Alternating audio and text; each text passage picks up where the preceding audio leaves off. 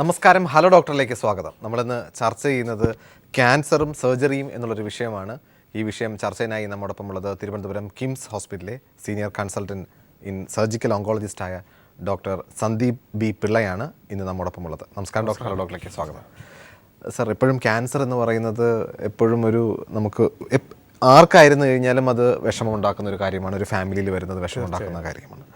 ക്യാൻസറിൻ്റെ കാര്യത്തിൽ ഏറ്റവും കൂടുതലുള്ളത് ഇത് സർജറി ചെയ്യണമോ വേണ്ടയോ എന്ന് വരുന്ന ഒരു കൺഫ്യൂഷൻ സ്റ്റേജിലേക്ക് വരുമ്പോഴാണ് എപ്പോഴും ആൾക്കാർ കൺഫ്യൂസ്ഡ് ആവുന്നത്. അപ്പോൾ ക്യാൻസർ ബാധിച്ച സ്ഥലം സർജറി ചെയ്ത് റിമൂവ് ചെയ്യുന്ന ഒരു രീതിയുണ്ട്. ഇതേ അസുഖം വന്ന് മറ്റേതെങ്കിലും സ്റ്റേജിലായി കഴിഞ്ഞു കഴിഞ്ഞാൽ അത് സർജറി ഒരു ഇൻഡിക്കേറ്റഡ് അല്ല എന്ന് പറയുന്ന സിറ്റുവേഷൻസ് ഉണ്ടാകുന്നു. ഇപ്പോൾ വളരെയധികം കൺഫ്യൂഷൻ ഉണ്ടാകുന്നു. ഒരു ബ്രസ്റ്റ് ക്യാൻസർ വന്ന ഒരു രോഗിക്ക് തുടക്കത്തിലാണെങ്കിൽ അത് സർജറി ചെയ്യുന്നു, ഒന്നുകിൽ ബ്രസ്റ്റ് പ്രിസർവ് ചെയ്തിട്ട് തന്നെ സർജറി ചെയ്യുന്നു. ചിലർക്കാണെങ്കിൽ അത് പ്രിസർവ് ചെയ്യാതെ മൊത്തത്തിൽ തന്നെ എടുത്ത് മാറ്റേണ്ടി വരുന്നു. ചിലർക്കാകട്ടെ സർജറി കുറച്ച് അഡ്വാൻസ് ആയിട്ടുള്ള ചിലർക്കാകട്ടെ അത് സർജറി വേണ്ടി വരുന്നതുമില്ല. അപ്പോൾ എത്രത്തോളം ഇമ്പോർട്ടൻ്റ് ആണ് ഒരു ക്യാൻസർ ചികിത്സാ രംഗത്ത് സർജറിയുടെ പാർട്ട്? അതിനെപ്പറ്റി പറയാനായിട്ട് അല്പം വിശദമായിട്ട് തന്നെ സംസാരിക്കേണ്ടി വരും. ക്യാൻസർ എന്ന് പറയുന്ന അസുഖം ഒരൊറ്റ അസുഖമല്ല. അപ്പോൾ ഈ അസുഖത്തിന് പല രീതിയിലുള്ള ശരീരത്തിൻ്റെ പല ഭാഗങ്ങളെ ബാധിക്കുന്നുണ്ട്. അപ്പോൾ ചില ഉദാഹരണം പറയുകയാണെങ്കിൽ നമ്മൾ ഹൃദയം, ന്യൂറോണുകൾ, ഇതിലൊന്നും അധികമായിട്ട് ക്യാൻസർ ബാധ കണ്ടുവരാറില്ല. അതേസമയം ബ്രസ്റ്റ്, ഓവറീസ് അല്ലെങ്കിൽ അസ്ഥിമജ്ജ, ഇതിലൊക്കെ ഒരുപാട് ക്യാൻസർ. ഇതിൻ്റെ വ്യത്യാസത്തിൻ്റെ കാരണം നമ്മുടെ വിവിധ കോശങ്ങൾ വിഭജിക്കുന്നത് വിവിധ രീതിയിലാണ്. ചില ഭാഗങ്ങളിൽ കോശങ്ങൾ വളരെ അധികം വിഭജിക്കും, ചില ഭാഗത്ത് വളരെ പതിയാണ് വിഭജിക്കുന്നത്. അപ്പോൾ അതുകൊണ്ടുണ്ടാകുന്ന ചില പ്രത്യേകതകൾ, ചില അവയവങ്ങളിൽ ക്യാൻസർ സാധ്യത വളരെയധികം കൂടുതലായിട്ട് നമുക്ക് കാണാം. അതിലൊരു പ്രധാനപ്പെട്ട അവയവമാണ് ബ്രസ്റ്റ്. അപ്പോൾ നമ്മൾ പൊതുവിൽ ക്യാൻസർ ചികിത്സ ബന്ധപ്പെടുത്തി ഈ ക്യാൻസറുകളെ രണ്ട് വ്യത്യസ്ത തരങ്ങളായിട്ട് തിരിക്കാറുണ്ട്. ഒരു തരത്തിൽ കൂടുതലായും സോളിഡ് ട്യൂമേഴ്സ് എന്ന് പറയും, അതായത് ഖരാവസ്ഥയിലുള്ള ക്യാൻസറുകൾ. മറ്റൊന്ന് ദ്രാവക രൂപത്തിലുള്ള അല്ലെങ്കിൽ ലുക്കീമിയ, ലിംഫോമ മുതലായി ശരീരത്തിലെമ്പാടും വ്യാപിച്ച് കിടക്കുന്ന ക്യാൻസറുകൾ. പൊതുവിൽ അങ്ങനെയുള്ള ക്യാൻസറുകൾക്ക് ശസ്ത്രക്രിയയ്ക്ക് യാതൊരു റോളും ഇല്ല. സോളിഡ് ട്യൂമേഴ്സിനെ പറ്റിയാണ് നമ്മൾ ക്യാൻസർ ശസ്ത്രക്രിയ എന്ന് പറയുമ്പോൾ ഖരാവസ്ഥയിൽ. അപ്പോൾ ഏറ്റവും പ്രധാനപ്പെട്ടത് സ്ത്രീകളിൽ കാണുന്ന സ്തനാർബുദവും, പുരുഷന്മാരിലാണെങ്കിൽ കൂടുതലായിട്ട് പ്രോസ്റ്റേറ്റ് ഗ്രന്ഥിയിലെ ക്യാൻസർ, കുടലിലെ ക്യാൻസർ, വായിൽ പുകയിലയുടെ ഉപയോഗം മൂലം ഉണ്ടാകുന്ന വായിലെ ക്യാൻസർ, ഇതൊക്കെയാണ് സാധാരണയായിട്ട് കാണപ്പെടുന്ന ഖരരൂപത്തിലുള്ള ക്യാൻസർ. അപ്പോൾ അവിടെയാണ് ശസ്ത്രക്രിയയുടെ റോള് വരുന്നത്.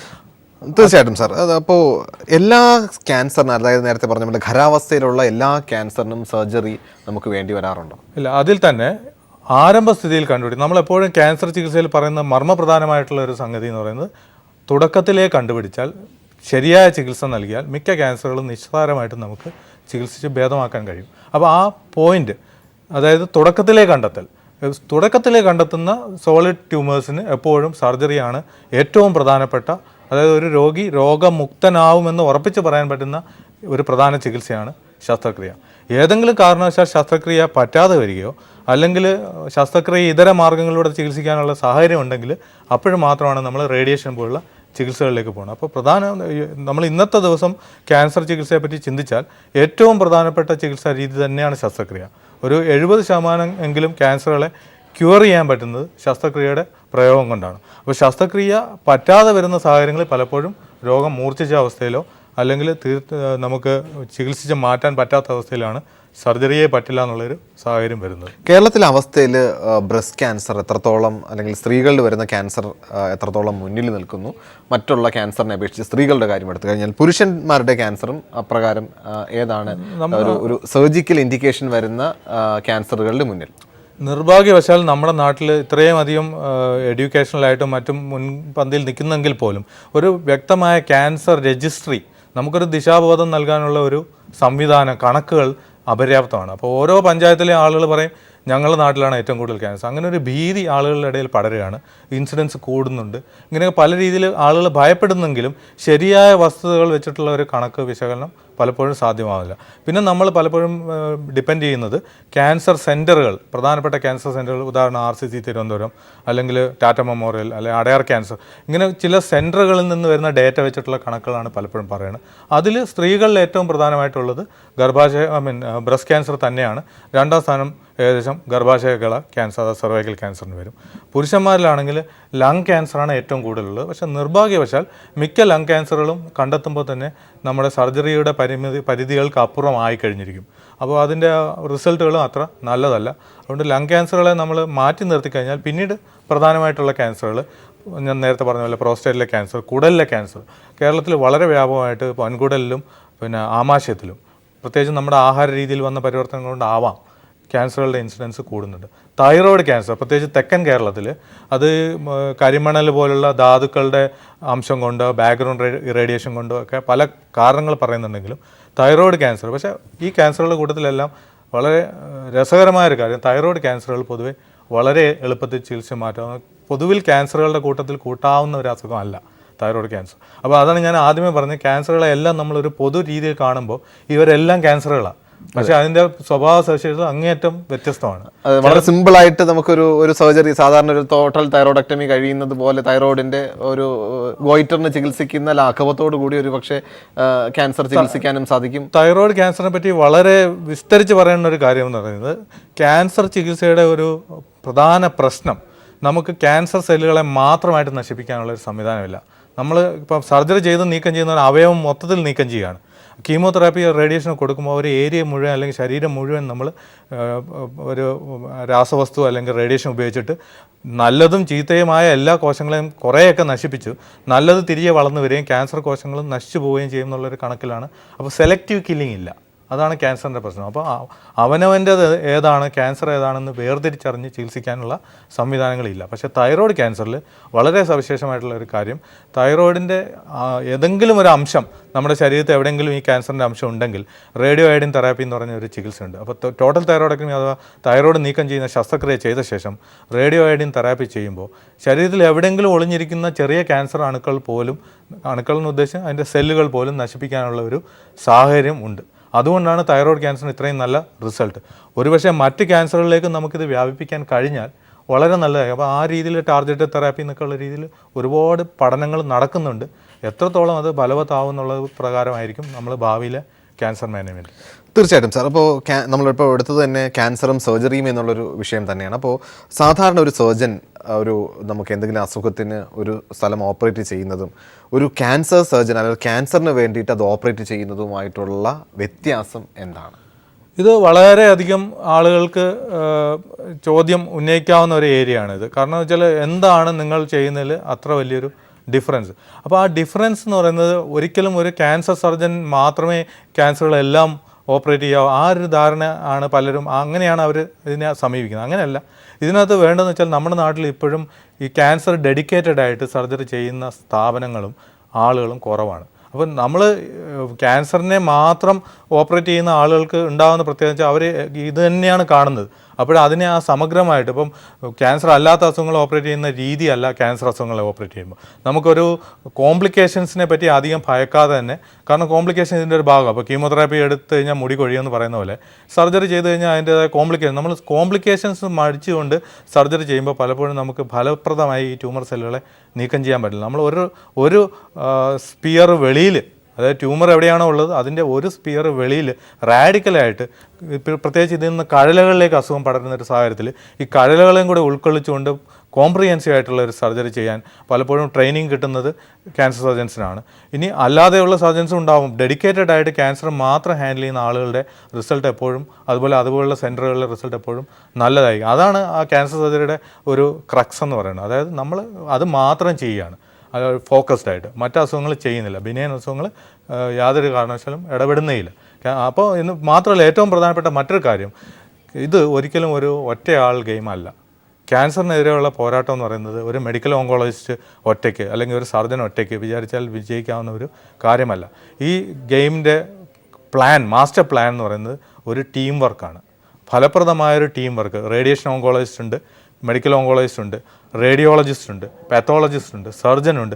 ഇവരെല്ലാവരും ചേർന്നിട്ട് ഡിസ്കസ് ചെയ്തിട്ട് ഓരോ പേഷ്യൻറ്റിനും എന്താണ് ഏറ്റവും നല്ല ട്രീറ്റ്മെൻറ്റ് എന്നുള്ള തീരുമാനം എടുത്ത ശേഷം അത് എക്സിക്യൂട്ട് ചെയ്യുന്നതാണ് ക്യാൻസർ ട്രീറ്റ്മെൻറ്റ് പ്ലാൻ. തീർച്ചയായിട്ടും ഈ ക്യാൻസറിനെ കുറിച്ചുകൊണ്ട് എപ്പോഴും ഒരു ക്യാൻസർ ഡയഗ്നോസ് ചെയ്യുന്ന ഒരു റിപ്പോർട്ട് എന്ന് പറയുന്നത് ഹിസ്റ്റോപാത്തോളജിക്കൽ എക്സാമിനേഷൻ റിപ്പോർട്ടാണ്. ഇപ്പോൾ നമ്മൾ പലതരത്തിൽ CT എടുക്കുന്നു, അല്ലെങ്കിൽ മാമോഗ്രാം ചെയ്യുന്നു, അല്ലെങ്കിൽ വേറെ ഏതെങ്കിലും ബ്ലഡ് ടെസ്റ്റുകൾ ചെയ്യുന്നു. പക്ഷേ ഇതൊക്കെ CAയിലേക്ക് അല്ലെങ്കിൽ ക്യാൻസറിലേക്ക് വഴി തുറക്കുന്നതാണെങ്കിൽ കൂടിയും പലപ്പോഴും ഈ ഖരാവസ്ഥയിലുള്ള ക്യാൻസറുകൾക്ക് ഈ ഹിസ്റ്റോപാത്തോളജിക്കൽ എക്സാമിനേഷൻ വളരെ ഇമ്പോർട്ടൻ്റ് കൊടുക്കാറുണ്ട്. അപ്പോൾ ഈ ഒരു ഹിസ്റ്റോപാത്തോളജിക്കൽ എക്സാമിനേഷൻ അല്ലെങ്കിൽ അതിന് വേണ്ടിയിട്ട് ഒരു സാമ്പിൾ എടുക്കുമ്പോൾ എന്തൊക്കെ കാര്യങ്ങളാണ് ചെയ്യുക? ഈ ക്യാൻസർ സർജൻ തന്നെയാണോ ഈ ഹിസ്റ്റോപാത്തോളജിക്കൽ എക്സാമിനേഷന് വേണ്ടിയിട്ടുള്ള ടിഷ്യൂ റിമൂവ് ചെയ്യുക?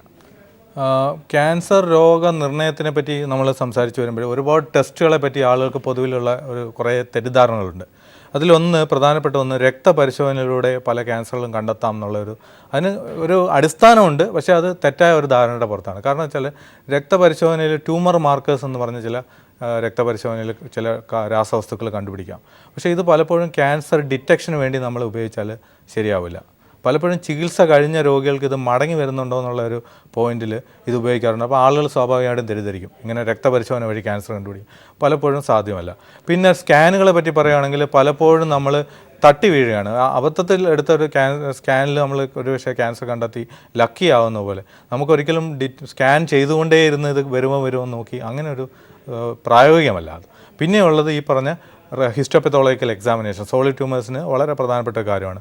ബയോപ്സി എന്നൊക്കെ പറയുന്ന കാര്യങ്ങൾ. അതിൽ പ്രധാനമായിട്ടുള്ളത് ഫൈൻ നീഡിൽ ആസ്പിറേഷൻ, അത് ചെറിയ നേർത്ത സൂചി കടത്തി മുഴയിൽ നിന്ന് കുത്തിയെടുത്ത് പരിശോധിക്കുന്ന ടെസ്റ്റുണ്ട്. അത് OPയിൽ തന്നെ ചെയ്യാവുന്ന ലഘുവായ ചിലവ് കുറഞ്ഞ ടെസ്റ്റാണ് FNAC ടെസ്റ്റ്. പ്രധാനമായിട്ടും ബ്രസ്റ്റിലെ മുഴകൾ, തൈറോയ്ഡ് മുഴകൾ, ഇങ്ങനെയുള്ള മുഴകളിലാണ് അത് കൂടുതലായിട്ട് ഉപയോഗിക്കുന്നത്. പക്ഷേ ആന്തരാവയവങ്ങൾ വരുമ്പോഴത്തേക്ക് നമുക്കത് പറ്റില്ല. അപ്പോൾ പലപ്പോഴും ഒരു എൻഡോസ്കോപ്പിസ്റ്റിൻ്റെ അടുത്ത് പോയിട്ട് നമ്മൾ വഴി കടത്തിവിട്ട് അന്നനാളവും ആമാശയവും പരിശോധിക്കുന്ന അപ്പർ GI എൻഡോസ്കോപ്പി, അല്ലെങ്കിൽ മലദ്വാരം വഴി കുടലിനുള്ളിൽ നോക്കുന്ന കൊളോണോസ്കോപ്പി, ഇങ്ങനെയൊക്കെ ഇതിൽ ചെല്ലുമ്പോൾ നമുക്ക് ഈ മുഴകൾ കാണുമ്പോൾ അതിൽ നിന്ന് ചെറിയൊരു കഷ്ണം. അപ്പോൾ പലപ്പോഴും ക്യാൻസർ സർജൻ ആവില്ല ഈ ബയോപ്സി ചെയ്യുന്നത്. പക്ഷേ ക്യാൻസർ സർജൻ സ്പെസിഫിക് ആയിട്ട് ചെയ്യണമെന്ന ചില ഏരിയകൾ എന്ന് പറഞ്ഞാൽ അസ്ഥി ക്യാൻസറുകൾ പൊതുവിൽ പറയുന്നത് അത് സർജറി ചെയ്യാൻ പ്ലാൻ ചെയ്യുന്ന ആൾ തന്നെ ആയിരിക്കണം. കാരണം ഈ ബയോപ്സി എടുക്കുന്ന ആ പാട് ഉൾപ്പെടെ ഓപ്പറേഷൻ ചെയ്ത് നീക്കം ചെയ്യേണ്ടതുണ്ട്.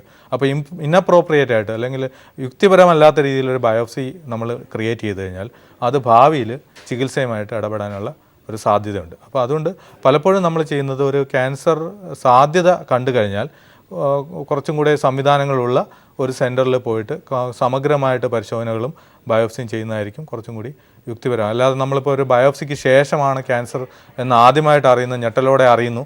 പക്ഷേ ആ ചെയ്ത പ്രൊസീജിയർ കൊണ്ട് തന്നെ നമ്മുടെ രോഗത്തിൻ്റെ അവസ്ഥ സങ്കീർണമാവുകയാണെങ്കിൽ അങ്ങേയറ്റം നിർഭാഗ്യകരമായിട്ടുള്ള ഒരു അവസ്ഥയാണത്. തീർച്ചയായിട്ടും നമ്മൾ ബ്രസ്റ്റ് ക്യാൻസറിനെ എടുത്തു കഴിഞ്ഞാൽ ഇപ്പോൾ കേരളത്തിൽ വരുന്ന ബ്രസ്റ്റ് ക്യാൻസറുകൾ തുടക്കത്തിലേ അല്ലെങ്കിൽ കണ്ടുപിടിക്കാനുള്ള സാഹചര്യം എത്രത്തോളമുണ്ട്? നമുക്കറിയാം ഇപ്പോൾ ഈ മാമോഗ്രാമിനെ കുറിച്ചൊക്കെ പലപ്പോഴും ഗ്രാമപ്രദേശങ്ങളിലുള്ള ആൾക്കാർക്ക് അറിയില്ല. പലപ്പോഴും ഈ സെൽഫ് ബ്രസ്റ്റ് എക്സാമിനേഷൻ എന്ന് പറയുന്ന ലഘുവായിട്ടുള്ള കാര്യം പല ഗൈനക്കോളജിസ്റ്റുകളും ഏതെങ്കിലും ഒരു ഡോക്ടറെ വിസിറ്റിന് പറയുമ്പോൾ പറഞ്ഞു കൊടുക്കാറുണ്ട്. പക്ഷേ ഇത് എത്രത്തോളം പ്രായോഗിക തലത്തിൽ നമ്മൾ ചെയ്യുന്നുണ്ട്? ഡോക്ടറുടെ അടുത്തേക്ക് വരുന്ന ഇത്തരം ക്യാൻസർ പേഷ്യൻ്റിൽ എത്ര ശതമാനം ആൾക്കാർ തുടക്കത്തിലേ വരികയും അവർക്ക് ക്യൂർ ആവുന്ന ഒരു സാഹചര്യം ഉണ്ടാകാറുണ്ട്? വളരെ പ്രധാനപ്പെട്ട ഒരു വസ്തുതയാണിത്. ഇതിനകത്ത് നമ്മൾ ശ്രദ്ധിക്കേണ്ട ഒരു കാര്യം, മാറിലെ കംപ്ലയിൻറ്റുകളുമായിട്ട് ഒരുപാട് സ്ത്രീകൾ നമ്മളുടെ അടുത്ത് പലപ്പോഴും എത്താറുണ്ട്. മിക്കപ്പോഴും അവരിൽ ക്യാൻസർ ഉണ്ടാവാറില്ല. അതേസമയം നമ്മളുടെ അടുത്ത് എത്തേണ്ടുന്ന ആളുകൾ മുഴകൾ വെച്ച് വൈകി അങ്ങേയറ്റം മൂർച്ഛിച്ച അവസ്ഥ. അതായത് നമ്മളിത് എത്തുന്ന ആളുകൾക്ക് രോഗം ഉണ്ടാവുകയില്ല. അവരോട് രോഗമില്ല എന്ന് പറഞ്ഞാൽ അവരത് വിശ്വസിക്കില്ല. ഡോക്ടർമാർ ഒരു ഡോക്ടറെ വിട്ട് വേറെ ഡോക്ടർ അങ്ങനെ മാറി മാറി കാണിക്കും. അതേസമയം മാറിൽ പ്രധാനമായിട്ടുള്ള പ്രശ്നം വേദനയോട് കൂടിയ മുഴകൾ പൊതുവേ ക്യാൻസർ മുഴകളുടെ ലക്ഷണങ്ങളല്ല. വേദനയില്ലാത്ത മുഴകളാണ് മാറിൽ പലപ്പോഴും ക്യാൻസറായിട്ട് മാറുന്നത്. അപ്പോൾ ഈ വേദനയില്ലാത്ത മുഴകൾ വേദനയില്ലല്ലോ, കാണിക്കാനുള്ള മടി, അജ്ഞത, ഇതൊക്കെ കൊണ്ട് ആളുകൾ വെച്ച് താമസിപ്പിക്കാറുണ്ട്. അപ്പോൾ അവിടെ നമുക്ക് ഫലപ്രദമായിട്ട് പ്രത്യേകിച്ച് കമ്മ്യൂണിറ്റി ലെവലിൽ സാമൂഹികപരമായ ചില ഇടപെടലുകൾ. അതിൽ ഏറ്റവും പ്രധാനപ്പെട്ട ഒരു കാര്യം, പുറം നാടുകളിൽ മാമോഗ്രാം വളരെ വ്യാപകമായിട്ട് ഉപയോഗിക്കുന്നുണ്ട്. എല്ലാ സ്ത്രീകളും 45 വയസ്സിന് മുകളിൽ പ്രായമുള്ളവർ വർഷത്തിലൊരിക്കൽ മാമോഗ്രാം എടുക്കാറുണ്ട്. നമ്മുടെ നാട്ടിൽ അത് അത്രത്തോളം പ്രാവർത്തികമല്ല. കാരണം ഒന്ന്, നമ്മളുടെ ബ്രസ്റ്റ് ക്യാൻസറുകൾ പലപ്പോഴും കണ്ടുവരുന്നത് ഒരു 10-15 വർഷം യങ് ആയിട്ടുള്ള ആൾ, അതായത് 35, 40, 50 പ്രായത്തിലാണ് നമുക്ക് ബ്രസ്റ്റ് ക്യാൻസറുകൾ അധികം കാണുന്നത്. വെളിനാടുകളിൽ 60-കളിൽ 70-കളിലാണ് അത് കാണുന്നത്. അപ്പോൾ ഈ 40 വയസ്സിന് മുമ്പ് മാമോഗ്രാമിന് കാര്യമായ ഒരു റോളില്ല. അപ്പോൾ നമ്മുടെ നാട്ടിലേക്ക് നമ്മൾ മാറ്റി ചവിട്ടുന്ന ഒരു അവസ്ഥയുണ്ട്. അതിൽ ഏറ്റവും പ്രധാനപ്പെട്ട ഒന്ന്, സ്ത്രീകൾക്ക് അവബോധം ഉണ്ടാക്കി കൊടുക്കുക. അവനവൻ്റെ എല്ലാ മാസവും ഒരു പ്രത്യേക ദിവസം രണ്ട് കൈയും ഉപയോഗിച്ച് രണ്ട് മാറും പരിശോധിച്ചിട്ട് പുതുതായി എന്തെങ്കിലും, അതാണ് ആ മാറ്റം, എന്തെങ്കിലും രീതിയിലുള്ള ഒരു പ്രകടമായ മാറ്റം, ഒരു മുഴ അല്ലെങ്കിൽ എന്തെങ്കിലും ഒരു തടിപ്പ്, പിന്നെ മുലക്കണ്ണിൽ നിന്നുള്ള ഡിസ്ചാർജ്, ഇങ്ങനെ എന്തെങ്കിലും ഒരു സസ്പീഷ്യസ് ആയിട്ട് കണ്ടാൽ അത് കേട്ട ഉടനെ അലാംഡ് ആവണം എന്നല്ല, പക്ഷേ ഒരു വൈദ്യസഹായം തേടി ആ പോയിന്റിൽ ആവശ്യമുണ്ടെന്നുണ്ടെങ്കിൽ മാത്രം ഒരു മാമോഗ്രാം അല്ലെങ്കിൽ അൾട്രാസൗണ്ട് എടുത്ത് ബാക്കി ടെസ്റ്റുകൾ ചെയ്ത് അങ്ങനെ ഒരു സമീപനമാണ്. പക്ഷേ അവയർനെസ് നമുക്ക് ഈ മുഴ ആവുന്നതിന് മുമ്പേ കണ്ടുപിടിക്കാൻ വേണ്ടിയാണ് പലപ്പോഴും മാമോഗ്രാം.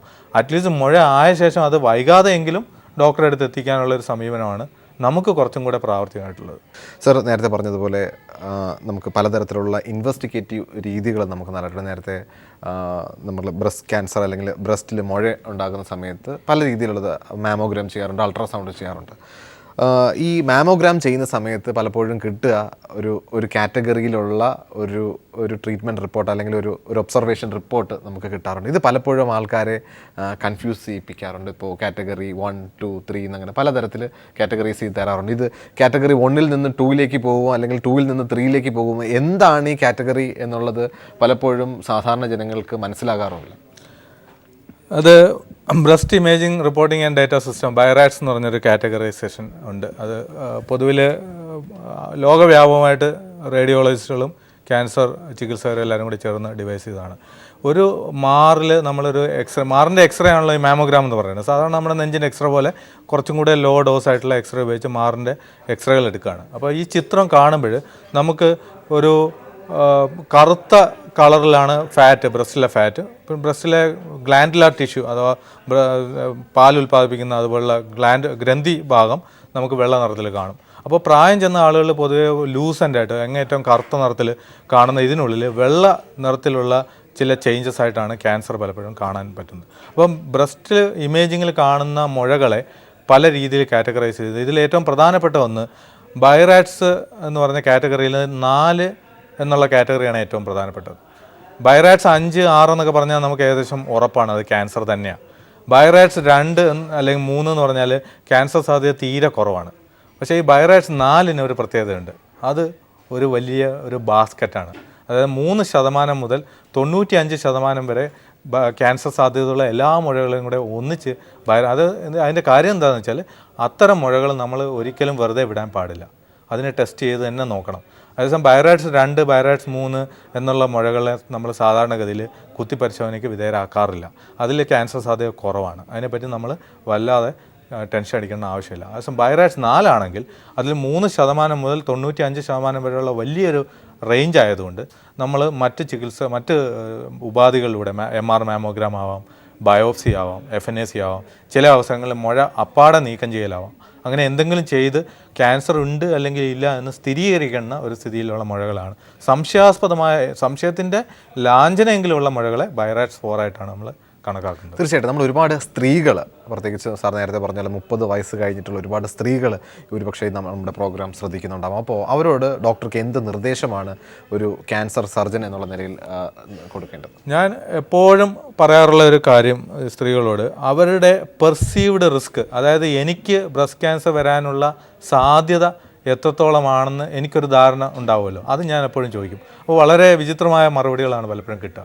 സാധാരണഗതിയിൽ ഇന്ത്യയിലെ നിലവിലുള്ള സ്ഥിതി പ്രകാരം ഒരു 35-40 വയസ്സുള്ള ഒരു സ്ത്രീക്ക്, അവർക്ക് 2 കുട്ടികളുണ്ട്, 2 പേർക്കും മുലയൂട്ടിയിട്ടുണ്ട്, അച്ഛനോ അമ്മയ്ക്കോ ആ വകയിൽ ആർക്കും തന്നെ സ്ഥാനാർബുദമോ മറ്റ് ക്യാൻസറുകളോ ഇല്ലാത്ത ഒരു ആവറേജ് റിസ്ക് ആണെങ്കിൽ 20 അല്ലെങ്കിൽ 22 സ്ത്രീകളിൽ ഒരാൾക്ക് മാത്രമാണ് ബ്രസ്റ്റ് ക്യാൻസർ വരാനുള്ള സാധ്യത. അത് നമ്മൾ കണക്കാക്കി വരുമ്പോൾ ഏകദേശം ഒരു 3-4 അല്ലെങ്കിൽ മാക്സിമം 5% സാധ്യതയുള്ളൂ. 95% അവർക്ക് ബ്രസ്റ്റ് ക്യാൻസർ വരില്ല. അതാണ് അതിൻ്റെ നിജസ്ഥിതി. ഇത് ആദ്യം മനസ്സിലാക്കാൻ ശ്രമിക്കുക. അപ്പോൾ ക്യാൻസർ അവബോധം നല്ലതാണ്, പക്ഷേ ക്യാൻസർ ആങ്സൈറ്റി അല്ലെങ്കിൽ ആകാംക്ഷ മൂർച്ഛിച്ചിട്ട് എനിക്കിത് ആവും എന്നുള്ള രീതിയിൽ ടെസ്റ്റ് ചെയ്യാൻ വേണ്ടി നമ്മൾ തുനിഞ്ഞിറങ്ങിയാൽ നമ്മൾ ആരോഗ്യപരമായി ജീവിക്കുന്നത് ശരിക്കും പറഞ്ഞാൽ ഒരു വരദാനമാണ്, പ്രകൃതി നൽകുന്ന ഒരു വരദാനമാണ്. അപ്പോൾ അത് മാക്സിമം ഉൾക്കൊണ്ടുകൊണ്ട് നമ്മൾ സന്തോഷമായിട്ട് മുന്നോട്ട് പോവുക. അല്ലാതെ ഇതിനെപ്പറ്റി ഇപ്പം ജനിച്ച പോയിന്റിൽ എല്ലാവരും മരിക്കും, മരണത്തെപ്പറ്റി തന്നെ ചിന്തിച്ചുകൊണ്ട് നമുക്ക് ജീവിക്കാൻ പറ്റില്ല. അതുപോലെ ക്യാൻസർ പിടിപെടാനുള്ളതാണെങ്കിൽ ഏതെങ്കിലും ഒരു പോയിന്റിൽ അത് വരും. അതിനെ അങ്ങോട്ട് പോയി അല്ലെങ്കിൽ അതിനെ ക്ഷണിച്ച് വരുത്തേണ്ട ഒരാവശ്യം നമുക്കില്ല. തീർച്ചയായിട്ടും തീർച്ചയായിട്ടും സാറിൻ്റെ തിരക്കേറിയ സമയം പീപ്പിൾ ടി വിയോട് സഹകരിക്കുകയും നമ്മുടെ പ്രേക്ഷകർക്ക് വേണ്ടിയിട്ട് ബ്രസ്റ്റ് ക്യാൻസറിനെ കുറിച്ചും അതുപോലെ തന്നെ ക്യാൻസറും സർജറിയും എന്നുള്ളൊരു വിഷയത്തെക്കുറിച്ചും വളരെ ലളിതമായി തന്നെ പറഞ്ഞു തന്നതിൽ ഇനിയൊരു അവസരത്തിൽ തീർച്ചയായിട്ടും വീണ്ടും കാണാം. ഇനി നിങ്ങൾ അഭിപ്രായങ്ങളും നിർദ്ദേശവും ഞങ്ങൾ എഴുതി അറിയിക്കാൻ മറക്കരുത്. അറിയിക്കേണ്ട വിലാസം hello doctor people Malayalam communications limited, Kaili towers, Palayam, Thiruvananthapuram 34. നിങ്ങൾക്ക് ഇമെയിൽ ചെയ്യാം hello@peopletv.in എന്ന വിലാസത്തിലും. പുതിയൊരു വിഷയവുമായി വീണ്ടും കാണാം. നന്ദി, നമസ്കാരം.